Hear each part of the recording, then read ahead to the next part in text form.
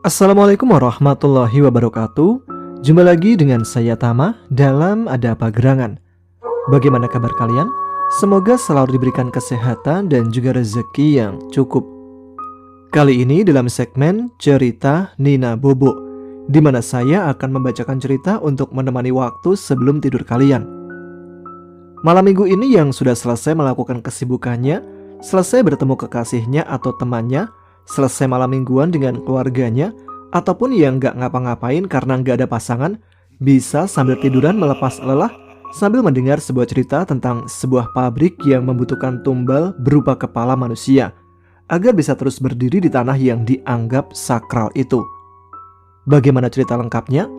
Letakkan gadget kalian, pejamkan mata, ceritanya mulai dari sini.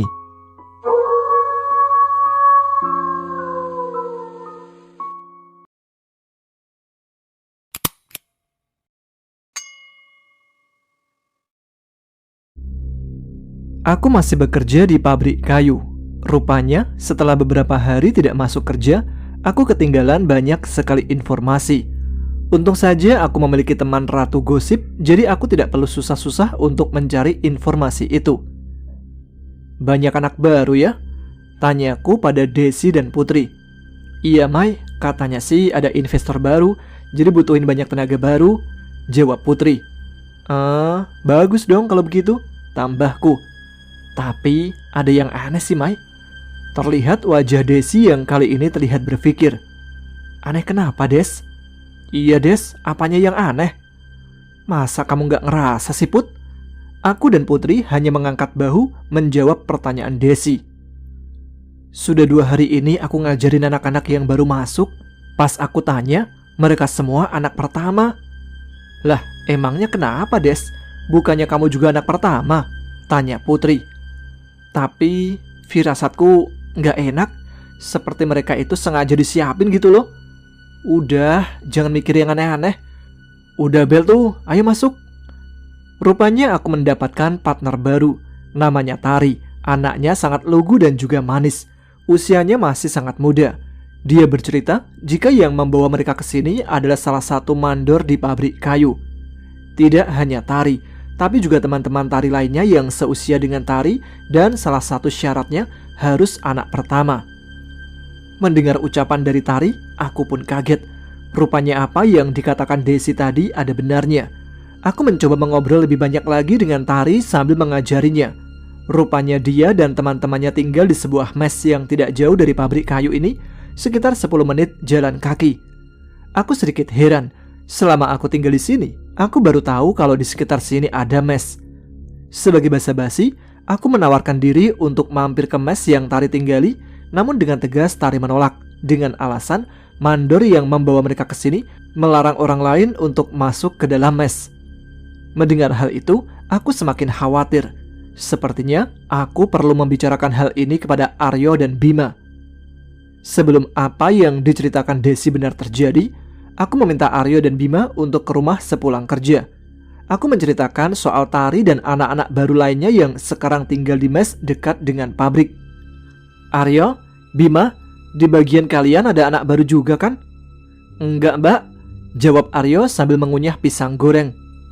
Iya mbak, mungkin karena yang dibutuhin anak perempuan aja, jadi gak ada yang ditempatkan di bagian kami. Anaknya cantik-cantik gak mbak? Kenalin Aryo dong, biar gak jomblo terus. Kamu itu cewek terus yang ada di otakmu. Biar toh Bim, namanya juga laki-laki, wajar toh. Emangnya ada apa sih mbak? Kok sampai manggil aku dan Aryo kesini? Paling mbak Maya kangen sama kita Bim.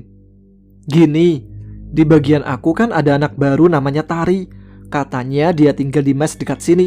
Yang bawa mereka kesini itu salah satu mandor di pabrik. Tapi yang bikin aneh itu syaratnya loh harus anak barep. Sebelumnya Desi yang cerita kalau selama 2 hari ini dia ngajarin anak baru yang berbeda-beda. Dan ketika Desi tanya-tanya tentang asal mereka, rata-rata mereka berasal dari daerah yang sama.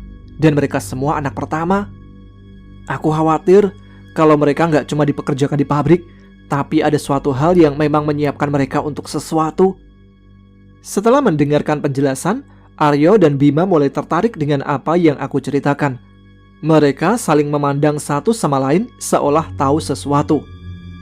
Tumbal pabrik, ucap Aryo. Tumbal pabrik? Maksudnya apa yo? Ceritain Bim, nanti kalau aku yang cerita pasti Mbak Maya nggak percaya. Bima sih nggak tahu Mbak cerita ini bener apa enggaknya. Soalnya Bima juga cuma dengar dari mulut ke mulut. Jadi saat pertama pabrik ini berdiri, almarhum Pak Wijaya minta tolong seorang dukun untuk membabat alas dan ngusir demit yang sudah lebih dulu tinggal di sini. Dan dukun itu memberikan syarat yang gak masuk akal, yaitu memendam 100 kepala gadis perawan. Nah, Pak Wijaya yang sudah tahu akan hal itu menyanggupi permintaan dukun tersebut. Sampai akhirnya dibukalah lowongan, tapi khusus perempuan yang anak pertama dan harus masih perawan. Karena waktu itu lowongan kerja masih jarang, makanya orang-orang gak pikir panjang dengan syarat yang diajukan pihak perusahaan. Perasaanku campur aduk setelah mendengar cerita Bima. Kok ada orang yang tega melakukan hal sekeji itu? Bukannya Pak Wijaya sudah meninggal? Lalu siapa yang melanjutkan tumbal ini? Apa mungkin Bu Anggoro? Kita jangan terlalu cepat menarik kesimpulan, Mbak. Ada baiknya kita selidiki dulu. Paling tidak kita harus tahu siapa mandor yang dimaksud Tari. Apa kita bisa ketemu sama Tari, Mbak? Aku nggak yakin kalau kita bisa nemuin Tari di luar. Tapi kalau di pabrik sih harusnya bisa. Kan pabrik ada jam istirahatnya. Kita ketemu pas jam istirahat aja. Masalahnya yo, Tari dan teman-temannya itu istirahat di mes. Masa segitunya sih? Ini sih benar-benar mencurigakan. Apa kita harus kasih tahu masalah ini ke Paman Bim? Jangan dulu yo. Kita selidiki dulu apa yang sebenarnya terjadi. Kalau masalah ini di luar kemampuan kita, baru kita minta tolong Paman. Aku berangkat kerja seperti biasa. Walaupun pabrik ini menyimpan begitu banyak misteri, tapi aku sangat suka dengan orang-orang yang bekerja di sini. Mereka sangat ramah dan baik kepadaku. Hayo, ngalamun apaan? Desi, kamu ini ngagetin aja. Putri mana? Dia nggak masuk. Meriang dia habis ngeliatin orang kesurupan. Emangnya ada yang kesurupan? Anak baru di bagian Putri. Aku dan Putri memang berbeda bagian. Jadi kami bertemu saat istirahat dan jam pulang. Aku sudah memulai pekerjaanku, tapi dari tadi aku tidak melihat Tari. Aku coba tanya teman-teman yang satu bagian denganku, tapi tidak ada satupun yang melihat Tari. Aku pun semakin cemas. Aku melihat ke arah Desi sekilas. Aku ingat wajah anak baru yang Desi ajari kemarin. Tapi anak itu juga tidak ada di depan Desi. Sudah 3 hari Tari tidak masuk bekerja.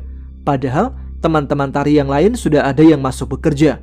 Aku mempertanyakan keadaan Tari ke salah satu temannya yang juga tinggal satu mes dengannya.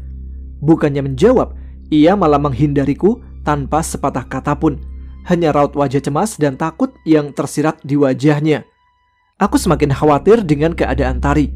Namun saat aku hendak mengejar gadis itu, seseorang menahanku. Aku tidak mengenalinya. Perawakannya tinggi, berkulit hitam, bertubuh gembal, usianya masih sekitar 30-an. Nah Pak, ada apa ya? Saya ingin memperingatkanmu untuk tidak ikut campur terlalu jauh. Maksud Bapak apa ya? Tidak ada jawaban yang kuterima. Hanya tatapan tajam seolah mengancam yang ia tunjukkan.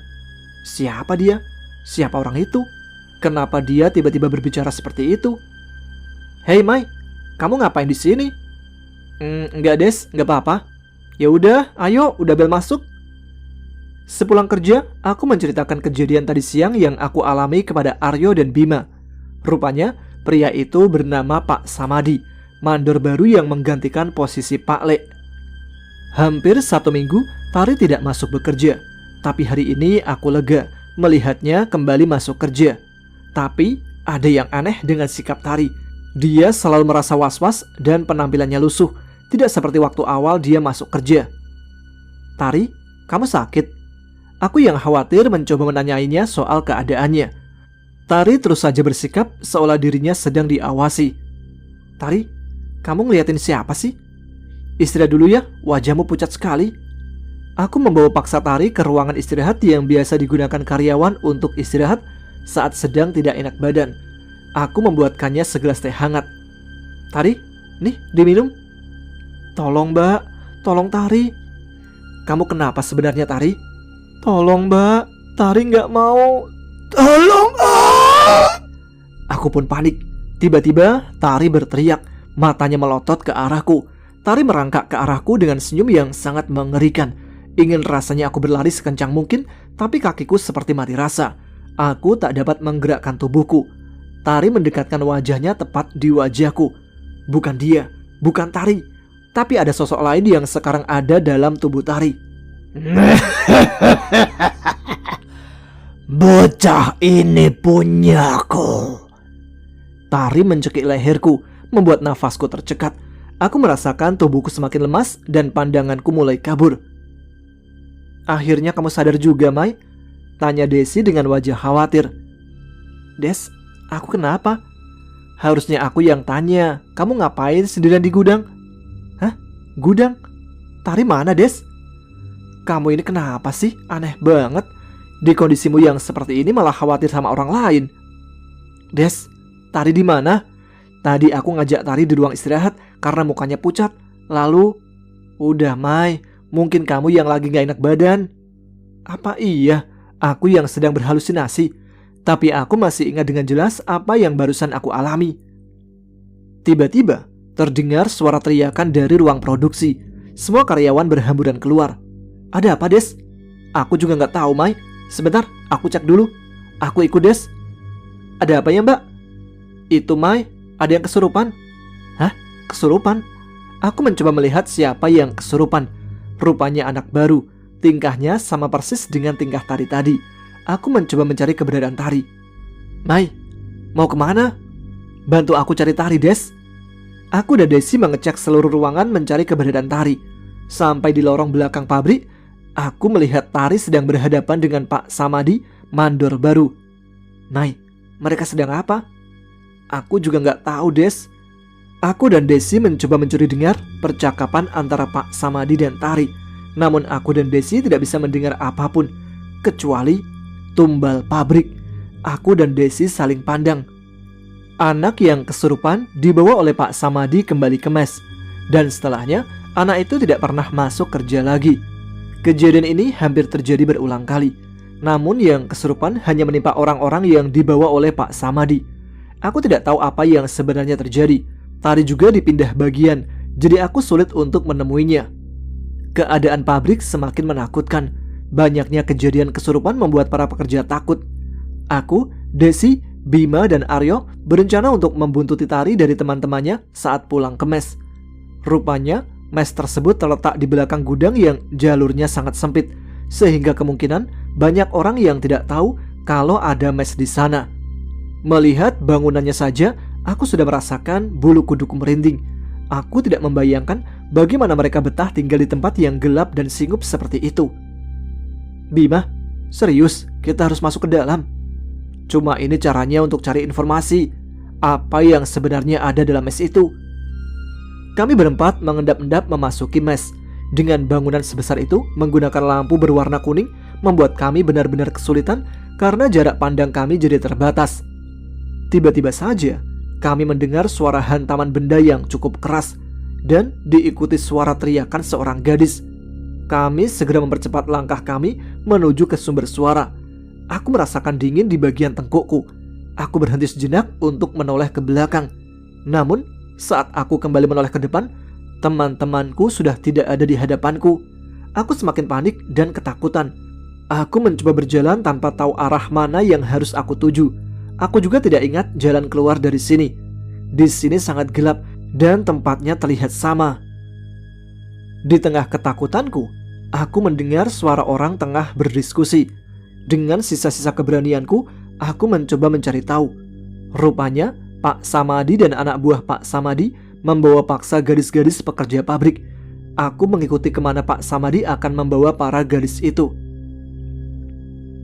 Sesampainya di sebuah tanah yang cukup lapang, Pak Samadi memberi hormat kepada seseorang yang sudah tua berpakaian serba hitam layaknya seorang dukun, dan di tangannya membawa sebuah nampan berisikan bunga dan kemenyan.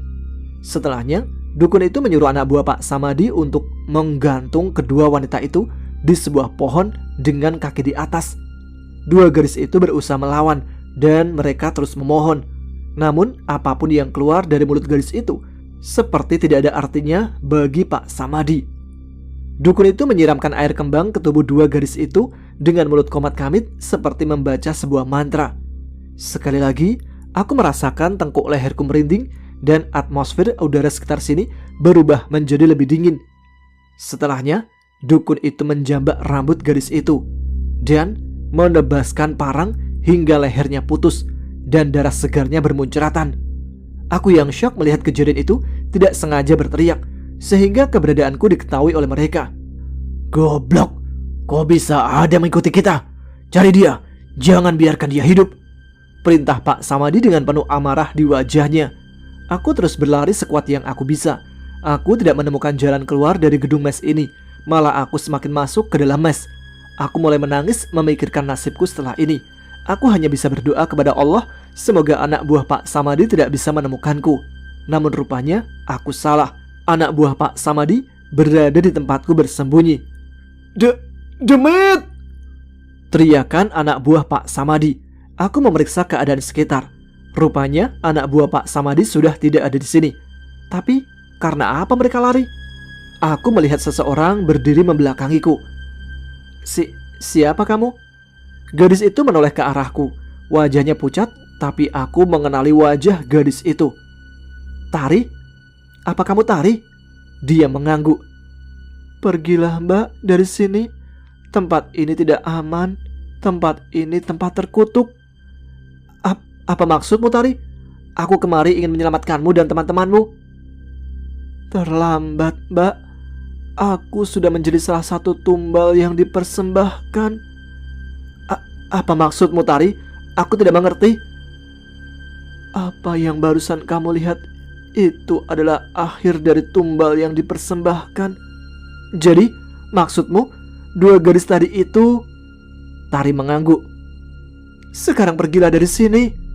Setelahnya aku merasakan seperti benda keras menghantam punggungku. Aku tersadar di rumah sakit.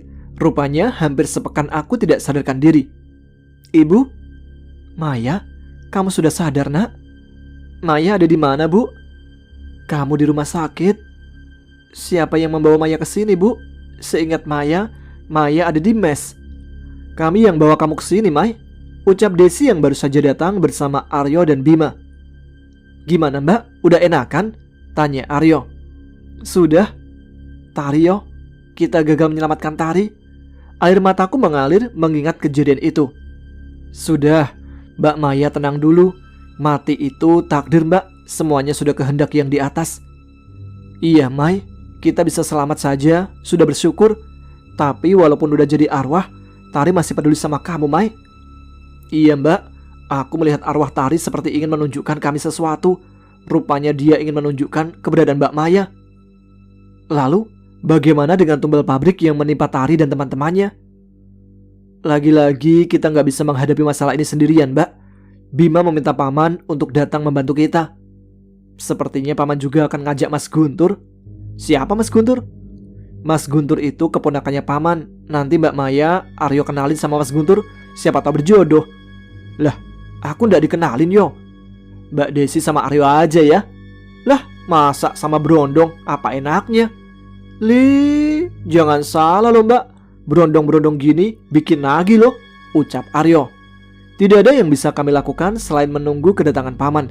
Kata Aryo, Paman sedang ada di luar kota. Jadi kurang lebih butuh waktu 2 hari perjalanan untuk sampai di sini. Aku masih kerja di pabrik kayu. Walaupun aku tahu apa yang berada di pabrik ini sangat-sangat menyeramkan. Namun kebutuhan ekonomi mendesakku untuk tetap bertahan di pabrik ini. Saat aku pulang kerja, rupanya Paman sudah sampai di rumahku bersama seorang lagi yang bernama Guntur. Aku menceritakan semua yang ku alami kepada Paman dan Mas Guntur. Saat mendengar ceritaku, wajah mereka nampak serius memperhatikan. Dan aku pun terkadang merasa malu saat tidak sengaja tatapan mataku dan tatapan mata Mas Guntur saling bertemu. Walah, kayaknya ada yang sumringah nih, ledek Aryo. Aku pun refleks memukul lengannya. Sudah kupastikan wajahku sekarang merona karena menahan malu. Paman, apa kita perlu menemui Ibu Anggoro? Karena beliau kan pemilik pabrik kayu saat ini, usul Bima. Paman rasa usulan Bima bisa menjadi langkah awal kita untuk bertindak selanjutnya. Karena bagaimanapun unggah-ungguh itu penting. Apa perlu Aryo temani, Paman? Tidak usah, biar Paman dan Guntur yang menemui Bu Anggoro. Maya, ikut Paman. Loh, Aryo ikut ndak boleh, Mbak Maya ikut kok boleh. Paman emang gak adil. Aku menjulurkan lidah mengejek Aryo. Aku, Paman dan Mas Guntur menemui Bu Anggoro. Aku sangat takjub melihat kemewahan rumah berbentuk joglo yang begitu klasik dengan ornamen ukiran-ukiran kayu jati. Kami disambut dengan ramah. Mari, silakan duduk. Terima kasih, Bu. Saya Mbok Sari. Monggo silakan, saya panggilkan Nyai Anggoro. Baik, Mbok, matur suwun. Tidak berselang lama, Mbok Sari keluar dengan membawa nampan di tangannya, lengkap dengan singkong goreng dan teh hangat. Monggo, silahkan dinikmati.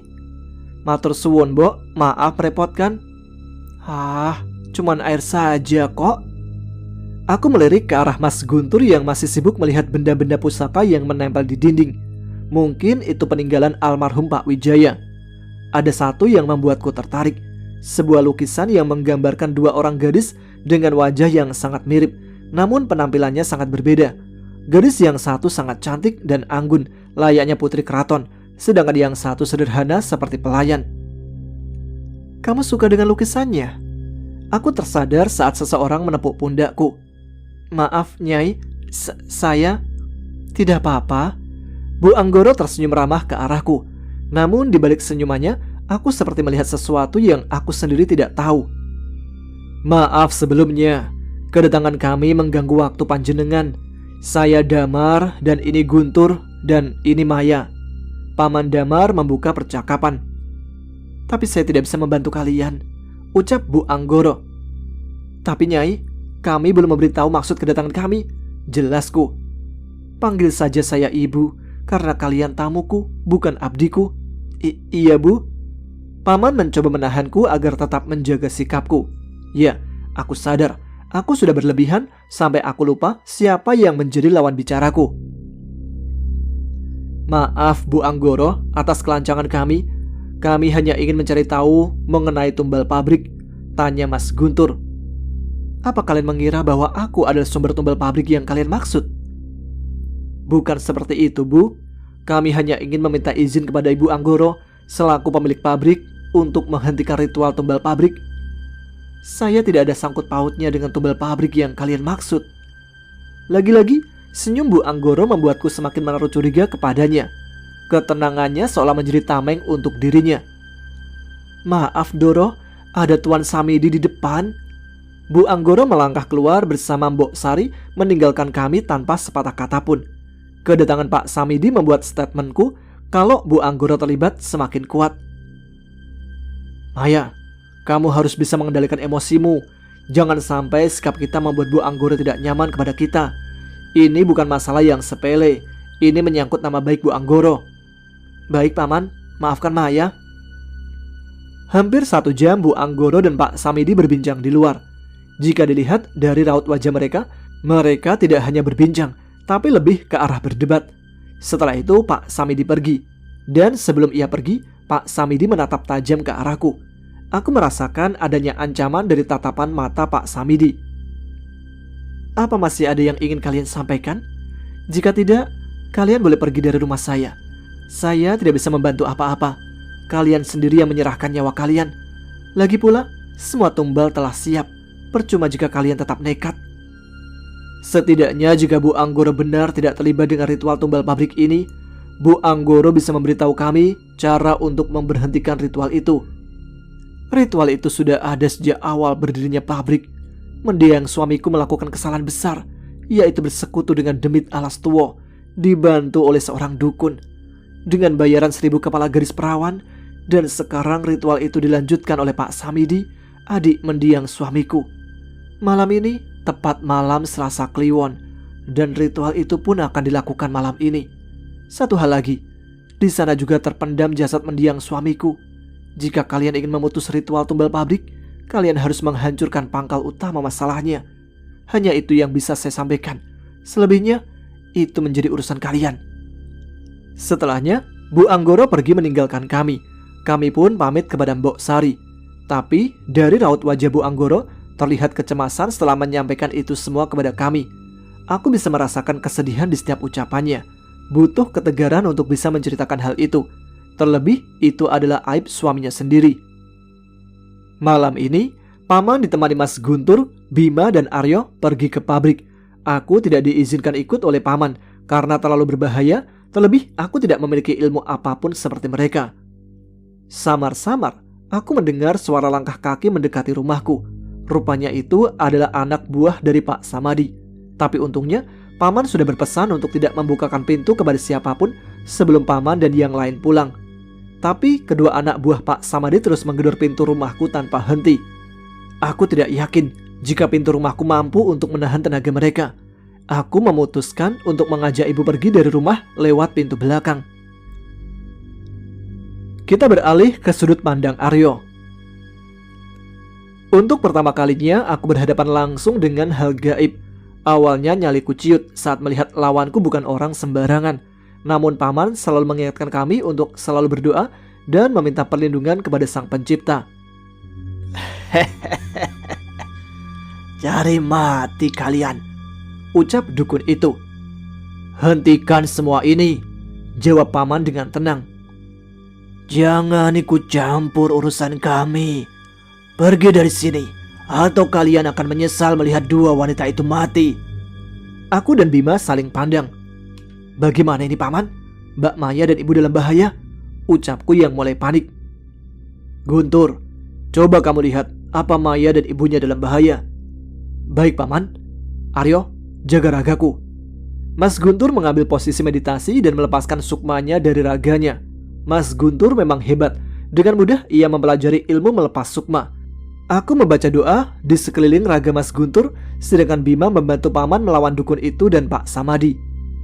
Di dalam keadaan seperti ini, aku baru sadar jika selama ini aku sendiri yang lalai dan menyepelekan jika diajak latihan. Rupanya teman-temanku sudah hebat-hebat. Aku melihat raga Mas Guntur bergetar. Aku semakin kencang membaca doa-doa. Rupanya anak buah Pak Samadi sudah dibekali ilmu sehingga mampu membuat Mas Guntur kewalahan. Kekhawatiranku bertambah saat demit-demit yang entah dari mana sudah mengelilingi tempatku dan Mas Guntur berada. Dengan ilmu bela diriku yang tidak seberapa, aku mencoba melawan demit-demit itu sembari merapalkan doa-doa yang Paman ajarkan. Tapi aku tetap berusaha fokus menjaga raga Mas Guntur agar tidak diserang demit-demit itu. Serangan salah satu demit mampu membuat tubuhku terpental hingga mulutku memuntahkan darah segar. Untungnya Mas Guntur segera kembali ke dalam raganya dan membantuku melawan demit-demit itu. Makanya, kalau disuruh latihan jangan banyak alasan, ucap Mas Guntur sembari membantuku berdiri. Iya Mas, setelah ini Aryo bakal rajin latihan. Lihat tuh Bima, udah jago. Aku melihat ke arah Bima yang tidak kalah sibuknya menghalau pukulan demi pukulan yang dilontarkan oleh Pak Samidi. Udah, jangan ngelamun. Tuh, pocongnya udah nungguin, ucap Mas Guntur. Piye toh iki? Aku dan Mas Guntur mengambil posisi kami masing-masing. Satu persatu demit itu bisa kami kalahkan. Tidak lupa kami memanjatkan doa agar roh mereka bisa tenang dan dapat kembali di tempat yang semestinya. Mas Guntur membantu Bima mengalahkan Pak Samadi. Hal yang mengejutkan terjadi saat tubuh dukun itu berubah menjadi sesosok makhluk yang sangat besar, tingginya hampir setinggi dua manusia. Badannya berwarna hitam legam, namun kepalanya menyerupai kepala kerbau dengan dua tanduk di atasnya. Matanya merah menyala, serta giginya yang memunculkan taring-taring yang sangat tajam. Melihatnya saja membuat tubuhku lemas hingga terjatuh ke tanah, apalagi aku harus melawannya. Untung saja Mas Guntur dengan sigap menarik tubuhku hingga aku tidak jadi kehilangan kesadaranku. Padahal aku ingin pingsan saja. Aryo, kita tidak punya banyak waktu. Kamu harus mencari jasad Pak Wijaya. Hancurkan jasad itu. Hah? Aku Mas? Iya kamu, siapa lagi?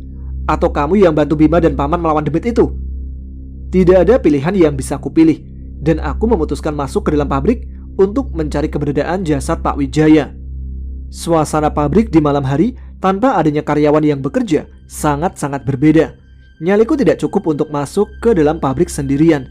Aku memutuskan kembali keluar, namun melihat keganasan demit Alastuwo membuatku lebih baik segera mencari keberadaan jasad Pak Wijaya. Samar-samar, aku melihat bayangan seseorang melintas. Aku membaca doa-doa yang kubisa dan mencoba setenang mungkin. Roh wanita itu menatap ke arahku. Wajahnya mirip sekali dengan Bu Anggoro. Aku menajamkan pandanganku, tapi apa yang kulihat sangat-sangat nyata. Hantu wanita itu seperti Bu Anggoro. "Siapa kamu?" Hantu itu tidak menjawab ucapanku. Dia malah berbalik dan berjalan. Tapi mengapa firasatku mengatakan hantu itu ingin aku mengikutinya? Aku berjalan perlahan mengikuti hantu wanita itu. Hantu itu berhenti di satu ruangan yang aku baru tahu jika ada ruangan seperti itu dalam pabrik. Ada sebuah peti di sana dan juga dupa yang masih menyala. Aku mendekati peti tersebut dan membukanya. Sebuah tengkorak kepala manusia. Namun tiba-tiba hantu wanita itu muncul lagi di hadapanku. Dia menatap ke arahku dan tiba-tiba saja aku seperti berada di tempat yang berbeda. "Mas, aku tidak mau mengkhianati De Anggoro, Mas," ucap seorang wanita sembari bersimpuh di kaki seorang pria. "Lalu apa yang kamu mau? Memberitahu Anggoro jika kita ada main?" Lelaki itu bicara dengan nada penuh amarah. "Lambat laun, De Anggoro juga akan tahu soal hubungan kita, Mas. Aku tidak akan bisa menyembunyikan jabang bayi yang ada di perutku ini." Air mata wanita itu mengalir membasahi pipinya. Tamparan mendarat di salah satu pipinya. Laki-laki itu menjambak rambut wanita itu. "Kamu sadar akan posisimu di sini? Pilihanmu hanya satu, gugurkan bayi itu." "Tidak, Mas. Aku tidak akan pernah menggugurkan anak ini. Anak ini darah dagingmu juga, Mas. Apa yang sudah kita perbuat, kita harus berani menanggungnya." "Baik, jika itu pilihanmu." Pria itu mengambil sebuah keris dan menusukkan keris itu ke perut wanita tersebut. Kejadian itu sangat cepat dan aku masih tidak bisa mengerti apa yang sebenarnya terjadi. "Maafkan aku, Gendis. Tidak ada pilihan lain selain menghabisi nyawamu." Setelah pria itu menarik jasad wanita itu dan menguburnya di bawah ranjang tempat tidur. Setelah aku melihat kejadian itu, aku merasa mual. Pandanganku kabur dan semuanya menjadi gelap. Aku mulai tersadar dan di hadapanku sudah ada wajah orang-orang yang aku kenal. "Mbak, kok Aryo bisa ada di rumah?" "Petinya? Mana petinya?" "Tenang dulu Aryo, ini diminum." Entah kenapa, kejadian itu membuatku harus melakukan sesuatu. Mungkin saja hantu Gendis ingin juga dikuburkan dengan layak. Syukurlah Paman dan yang lain bisa melawan dukun itu dan Pak Samadi, sehingga ritual tumbal pabrik bisa dihentikan. Dan Paman sudah menghubungi pihak berwajib agar jenazah bisa dipulangkan ke keluarga masing-masing. Begitu juga dengan tengkorak kepala yang merupakan milik Pak Wijaya sudah diamankan pihak kepolisian dan akan diserahkan kepada Bu Anggoro selaku istri almarhum Pak Wijaya. Meskipun kejadian itu sudah selesai, tapi aku memaksa Paman untuk menemui Bu Anggoro untuk menyampaikan apa yang hantu Gendis tunjukkan kepadaku. Aku yakin ada maksud yang ingin hantu Gendis sampaikan kepada Bu Anggoro sampai dia melalui aku. Paman menahanku untuk memberitahu Bu Anggoro sekarang. Setidaknya biarkan Bu Anggoro tenang lebih dahulu setelah kejadian ini. Aku pun setuju dengan saran Paman. Kita kembali ke sudut pandang Maya. Setelah kepindahanku ke kota ini, kejadian demi kejadian di luar nalar ku alami. Aku merenung sambil merebahkan tubuhku di atas kasur kapuk. Pandanganku mengarah ke langit-langit atap rumahku. Celah-celah kecil dari lubang genting membuat cahaya siang hari masuk ke dalam rumahku. Lamunanku buyar saat sesosok wajah melintas di pikiranku. Wajah Bu Anggoro. Bukan, melainkan wajah yang sama persis yang ada di lukisan yang kulihat saat di rumah Bu Anggoro. Aku beranjak ke dapur untuk mengambil segelas air. Saat akan menuang air dari kendi, tiba-tiba aku merasakan udara dingin berhembus di sekitar tengkuk leherku. Aku mencoba mengabaikannya dan meminum air yang sudah ketuang dalam gelas. Namun tiba-tiba terdengar benda jatuh yang sontak membuatku tersedak. Aku memungut gelas yang jatuh, namun aku merasakan sesuatu sedang menatap ke arahku. Aku membaca ayat-ayat sebisaku, namun perasaan itu tidak kunjung hilang. Entah mengapa, rumah ini terasa sangat berbeda. Intensitas cahaya yang biasanya menembus celah-celah rumah juga tidak ada. Aku meraih saklar lampu, tapi saat kunyalakan, tidak ada satupun lampu rumah yang menyala. Aku kembali ke kamarku dan mengambil ponselku. Kuhubungi Desi untuk menjemputku. Aku menunggu Desi di luar rumah karena jujur saja, aku merasa takut. Sudah hampir 1 minggu aku di rumah sendiri karena ibuku pulang kampung untuk menengok rumah dan ladang kami yang ada di kampung. Aku memang tidak ikut karena masih bekerja di pabrik kayu. Cukup lama aku menunggu Desi hingga akhirnya Desi sampai. Mai, kamu ngapain nunggu di luar? Gak apa-apa Des, boleh gak aku nginep di rumah kamu beberapa hari? Emangnya ada apa Mai? Boleh gak?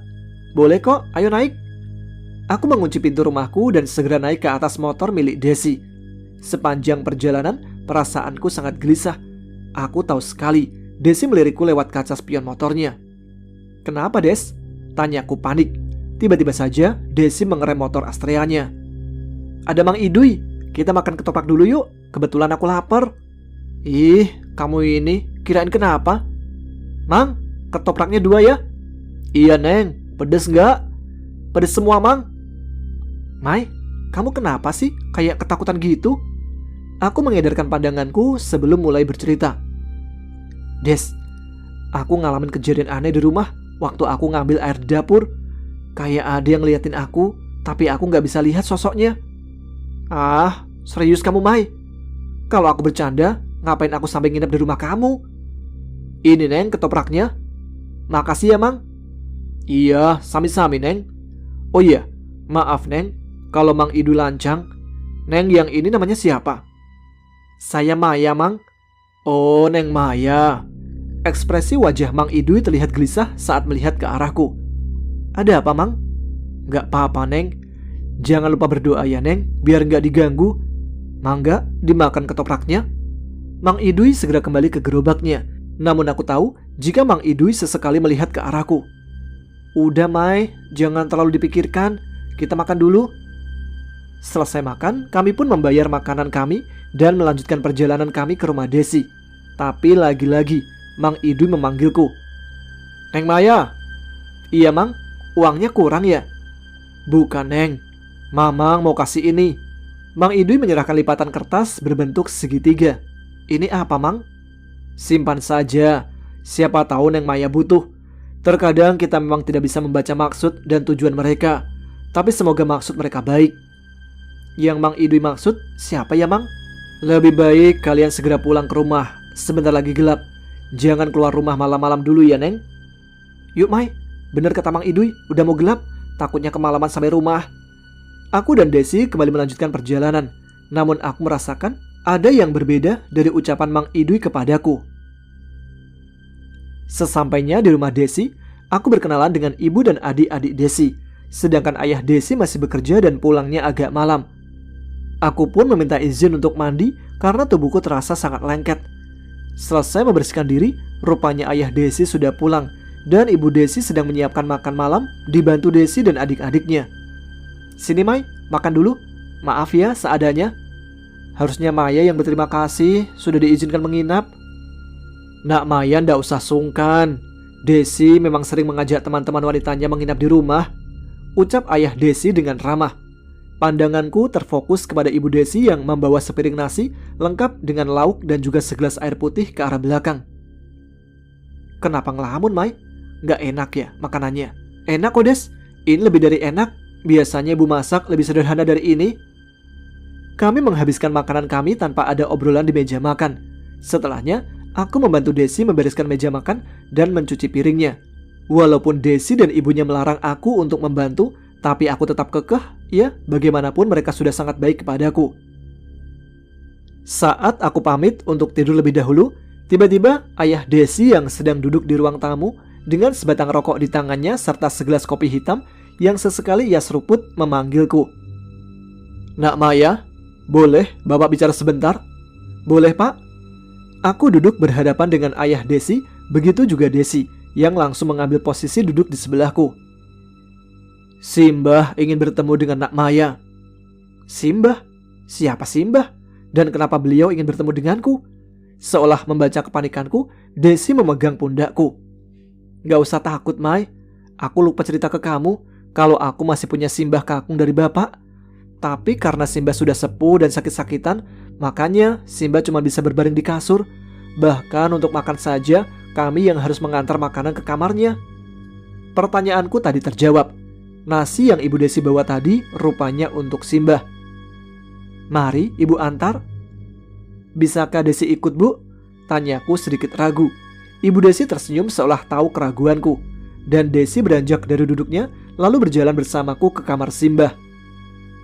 Ibu Desi membuka kamar Simbah dan aku bisa melihat tubuh renta manusia dengan kulit kendur serta nafas yang terengah-engah tengah terbaring di atas kasur kapuk. Ibu Desi dan Desi memberiku isyarat untuk duduk di pinggiran kasur di sebelah Simbah. Assalamualaikum, Mbah. Niki kulo, Maya, temannya Desi. Waalaikumsalam, Cak Ayu. Kedatanganmu sudah saya tunggu. Simbah belum bisa pergi dari dunia ini sebelum masalah ini selesai. Maksudnya bagaimana ya, Mbah? Saya belum ngerti. Wanita yang ikutin kamu itu namanya Gendis. Zaman dulu, Mbah ini adalah pelayan keluarga Nyai Anggoro. Mbah ini salah satu pelayan kepercayaan bapak dan ibunya Nyai Anggoro. Maaf, Gendis itu siapa ya, Mbah? Gendis itu anaknya Mbah, anak perempuan Mbah satu-satunya. Ibunya Gendis meninggal waktu melahirkan Gendis. Karena kakak-kakaknya Gendis masih kecil, Mbah terpaksa membawa Gendis bekerja. Tapi ternyata kehadiran Gendis disambut baik oleh keluarga Nyai Anggoro, terutama Nyai Anggoro sendiri yang merasa ada teman bermain ketika itu. Makanya Simbah ngajak Gendis tiap hari ke rumah Nyai Anggoro sampai kedekatan mereka sudah seperti saudara. Karena dari kecil bersama, wajah mereka bisa dibilang mirip, hampir tidak ada bedanya. Melihat kedekatan Gendis dan Nyai Anggoro, akhirnya kedua orang tua Nyai Anggoro bermaksud ingin mengangkat Gendis sebagai anak angkatnya. Tapi waktu itu Mbah menolak karena Mbah merasa tidak pantas dan Gendis adalah anak perempuan Mbah satu-satunya. Karena itu Mbah hanya meminta agar Gendis dijadikan abdi dalam saja. Dengan segala kebijaksanaannya, ayah Nyai Anggoro memahami dan mengerti perasaan Mbah waktu itu, dan dia pun mengindahkan permintaan Mbah. Sampai di mana Gendis melakukan kesalahan dengan menjalin hubungan dengan suami Nyai Anggoro. Atas kesalahannya itu, Gendis mengandung janin hasil hubungan dengan suami Nyai Anggoro, Yai Wijaya. Tapi pada saat itu Yai Wijaya tidak ingin bertanggung jawab atas janin yang dikandung oleh Gendis, karena Yai Wijaya sangat mencintai istrinya dan dia tidak ingin kehormatan dan nama baiknya tercoreng karena menghamili seorang abdi dalam. Simbah tidak bisa berbuat apa-apa saat melihat putri kesayangan Simbah dibunuh secara keji oleh pria yang sudah menghamilinya. Mbah marah, Mbah dendam, tapi Mbah hanya bisa pasrah kepada Sang Pencipta dan memohon ampun atas apa yang Gendis lakukan. Mbah tidak ingin memupuk balas dendam atas kematian Gendis.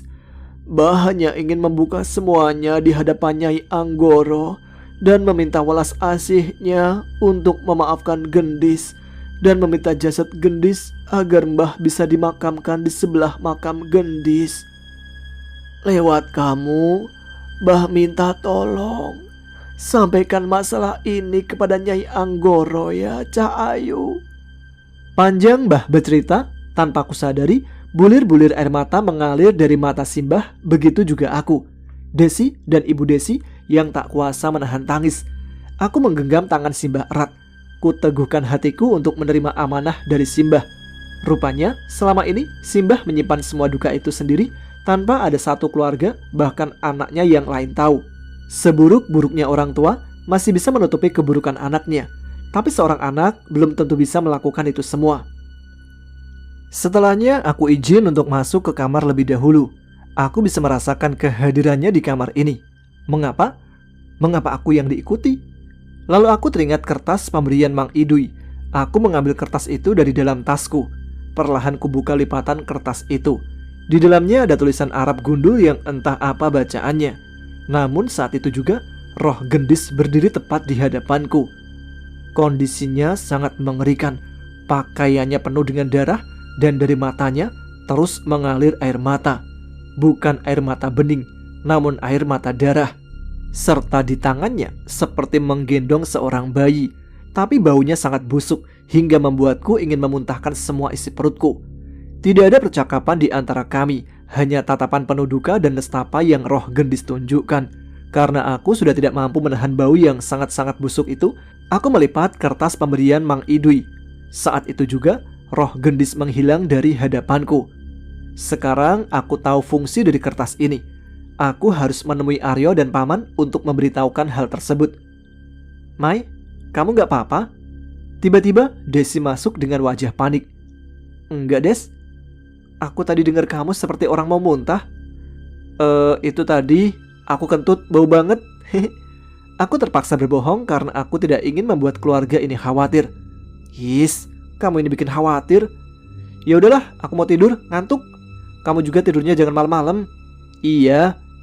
Aku merebahkan tubuhku di samping Desi yang sudah terbawa dalam kantuknya. Tapi aku masih terjaga. Setiap kali aku memejamkan mata, wajah gendis selalu ada di wajahku. Aku kalut dengan pikiranku sendiri. Tanpa aku sadari, aku juga sudah terlelap. Siangnya aku datang ke kontrakan Aryo dan Bima diantar Desi. Assalamualaikum, ucapku bebarengan dengan Desi. Waalaikumsalam. Mbak Maya, Mbak Desi, masuk Mbak, sapa Bima. Makasih Bim, saud Desi. Bim, Aryo sama Paman di mana? Oh, Aryo sama Paman lagi ke rumah Bu Anggoro Mbak. Hah? Ngapain Bim? Katanya sih ada yang perlu disampaikan mengenai kejadian waktu di pabrik dan penglihatan Aryo soal roh perempuan. Roh perempuan? Iya Mbak, tapi Bima juga kurang tahu sih. Aku menunggu Paman dan Aryo kembali ke kontrakan. Hampir 2 jam kami menunggu. Akhirnya Paman dan Aryo kembali. Loh, ada yang nungguin toh rupanya, sapa Paman dan aku pun segera menghampiri Paman untuk berjabat tangan. Begitu juga Desi.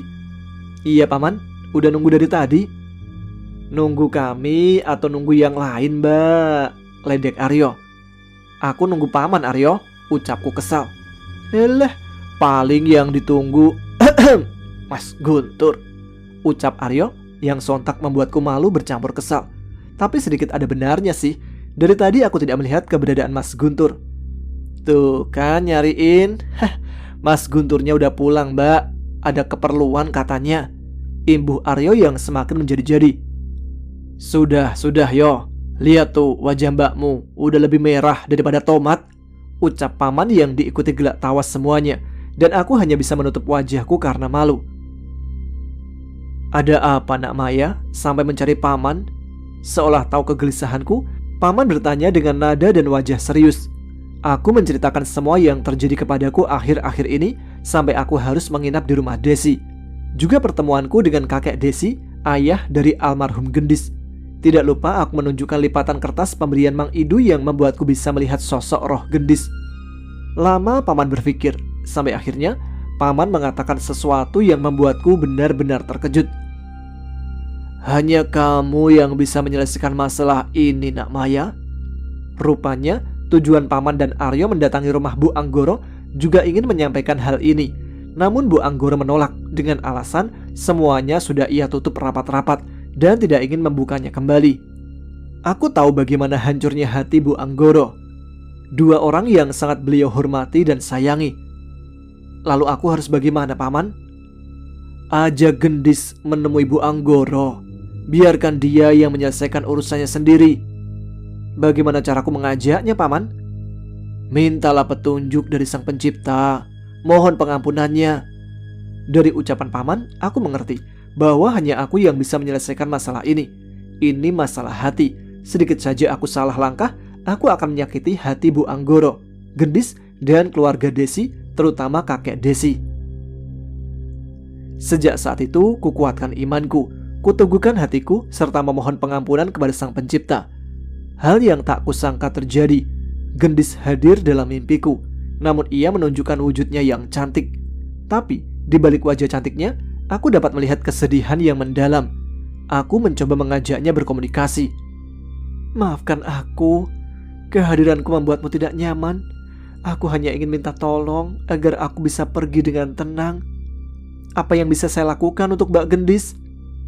Tolong sampaikan ke Anggoro permintaan maafku. Bukankah Mbak Gendis bisa menyampaikannya sendiri?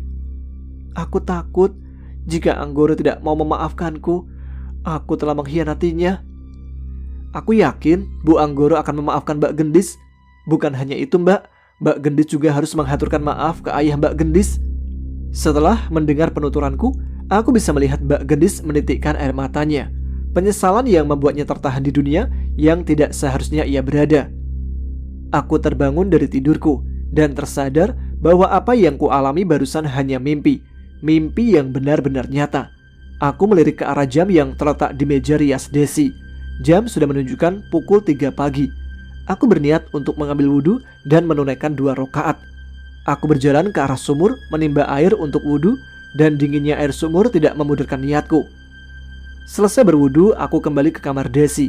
Namun, saat sampai di depan pintu kamar kakek Desi, aku seperti mendengar kakek Desi tengah berbicara dengan seseorang. Mungkin hanya Ibu Desi. Aku mencoba mengabaikannya. Namun entah kenapa, aku merasa penasaran. Aku membuka sedikit pintu kamar kakek Desi, hanya untuk memastikan kalau yang ada di dalam benar-benar ibunya Desi. Namun aku kaget saat yang kulihat bukanlah Ibu Desi, melainkan Mbak Gendis yang sedang bersimpuh di bawah kaki kakek Desi, seraya mengucapkan kata maaf berkali-kali. Tidak pantas jika aku menguping. Aku menutup pintu dan kembali ke kamar Desi untuk menunaikan niatku. Keesokan paginya, aku dan Desi bersiap untuk menemui paman ke kontrakan Aryo dan Bima. Aku sudah merasa siap untuk menyampaikan semua ini kepada Bu Anggoro. "Mai, kamu yakin kamu udah siap?" "Insya Allah, Des." Tiba-tiba saja Desi mendekap tubuhku. "Mai, maafin aku ya, kamu gak seharusnya terlibat dalam masalah keluarga aku," ucap Desi menahan tangisnya. "Des, ini semua sudah takdir. Mungkin memang aku sudah digariskan untuk menjadi penolong Mbak Gendis. Lagi pula Mbak Gendis orang baik. Insya Allah Bu Anggoro bisa memaafkan semua kehilafan yang pernah Mbak Gendis lakukan." Kini aku bisa melihat kehadiran Mbak Gendis, tentunya dengan kertas pemberian Mang Idui. Mbak Gendis tersenyum ke arahku. Aku yakin percakapan semalam Mbak Gendis dengan ayahnya membuatnya sedikit lebih tegar. "Amin, yaudah yuk berangkat." Tidak lupa, aku dan Desi pamit ke orang tua Desi dan juga kakek Desi. Desi melajukan motornya ke kontrakan Aryo. Hanya butuh waktu 1 jam untuk kami sampai di kontrakan Aryo. Paman dan yang lain juga sudah siap karena semalam kami sudah menyusun rencana. Karena masalah kali ini tidak bisa diselesaikan dengan otot, tapi dengan perasaan. Tidak ingin berlama-lama, kami lanjutkan perjalanan kami ke rumah Bu Anggoro. Lagi-lagi, kami disambut dengan ramah oleh Mbok Sari dan langsung mempersilahkan kami duduk. Namun, ada yang aneh dari tatapan Mbok Sari yang terus menatap ke arahku. "Gendis?" ucap Mbok Sari lirih. "Maaf, Mbok." Enggak. Monggo, duduk." Jika tidak salah dengar, aku mendengar Mbok Sari menyebut nama Gendis. Apa mungkin Mbok Sari bisa melihat roh Gendis yang sudah paman masukkan ke dalam ragaku? Aku masih bisa menguasai sepenuhnya kesadaranku. Sampai kedatangan Bu Anggoro membuat Mbak Gendis benar-benar mengambil alih tubuhku serta kesadaranku. Aku berlari ke arah Bu Anggoro dan bersimpuh di bawah kakinya. "Maafkan aku benar-benar merasa bersalah. Aku sudah tahu semuanya. Bahkan kau menjalin hubungan dengan suamiku atas dasar suka saling suka. Aku tidak sepenuhnya menyalahkanmu. Mas Wijaya juga salah dalam hal ini. Aku tidak pernah berpikir jika kalian akan sejauh ini sampai janin itu ada dalam perutmu. Tapi rupanya cinta Mas Wijaya lebih besar. Manusia diberikan hawa nafsu sebagai cobaan, ujian, serta kenikmatan. Tinggal mana yang dipilih. Sedangkan kamu dan Mas Wijaya memilih itu sebagai kenikmatan yang berakhir menjadi ujian dan cobaan. Tapi aku tidak menyangka jika Mas Wijaya tega membunuh darah dagingnya sendiri. Bertahun-tahun aku memendam rasa sakitku sendiri, mengobati setiap dalamnya luka yang kalian torehkan. Namun aku hanya manusia biasa. Ada kalanya aku marah dengan perbuatan yang kalian lakukan. Apa yang harus aku lakukan, Dek? Agar kamu bisa memaafkanku, agar aku bisa tenang di kehidupanku selanjutnya dengan menjalani hukuman atas semua kesalahanku. Hanya air mata dan serta kata maaf yang diucapkan oleh Mbak Gendis. Bangunlah, Mbak. Tidak pantas jika aku merendahkan dirimu serendah itu di hadapanku. Sejujurnya, aku sudah memaafkanmu. Atas pengampunan dariku, semoga kau tenang di sana. Bulir air mata yang sudah lama Bu Anggoro pendam akhirnya tumpah. Bersamaan dengan itu, roh Mbak Gendis keluar dari tubuhku, dan aku pun kehilangan kesadaranku. Aku tersadar di sebuah kamar dan ada Desi serta Mbok Sari di sampingku. Mbok Sari melaburkan minyak urut ke tubuhku, sembari bercerita sedikit mengenai masa kecil Bu Anggoro dan Mbak Gendis. Dulu waktu masih kecil, Dorororo dan Gendis kemana-mana selalu bersama. Kalau dipisahkan, pasti mereka menangis. Dorororo anak yang baik, berbudi luhur. Dia selalu berbagi apa saja yang dia punya pada Gendis. Simbok juga tidak menyangka kalau Gendis tega menyakitin Dorororo. Tapi sekarang Simbok lega karena masalah ini sudah selesai. Sudah enakan badannya. Sudah, Mbok, terima kasih. Sami-sami, Cak Ayu. Keesokan harinya, aku dan yang lain serta keluarga Desi datang ke sebuah makam. Dan ternyata di sana sudah ada Bu Anggoro dan Mbok Sari. Rupanya jenazah Mbak Gendis sudah dimakamkan dengan layak. Dan di sampingnya juga ada makam Pak Wijaya. Kami mengirim doa untuk mereka yang sudah lebih dulu pergi. Dan saat itu juga kakek Desi menghembuskan nafas terakhirnya. Tapi semua sudah ikhlas akan kepergiannya, karena semua masalah sudah selesai. Dan Bu Anggoro sudah dengan ikhlas memaafkan Mbak Gendis. Sesuai keinginan kakek Desi, ia dimakamkan di samping makam Mbak Gendis.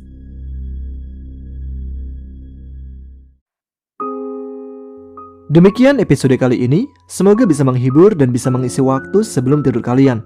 Terima kasih untuk teman-teman sekalian yang telah menyimak. Semoga bisa tidur lebih nyenyak. Yang masih melek, tuliskan komen. Tunjukkan eksistensi kalian. Saya Tama pamit. Selamat malam. Selamat beristirahat. Wassalamualaikum warahmatullahi wabarakatuh.